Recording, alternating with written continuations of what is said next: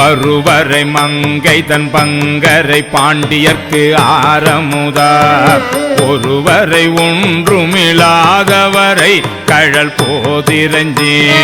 தெரிவர நின்று உருக்கி பரிமேற்கொண்ட தேவகனார் ஒருவரை அன்றி உருவறியாதெந்தன் உள்ளமதே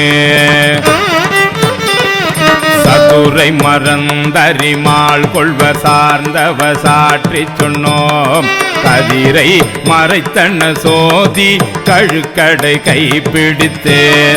குதிரையின் மேல் வந்து குடிடும் மேல் குடி கேடு கண்டீர் மதுரையர் மன்னன் மறுபிறப்போட மறித்திடுமே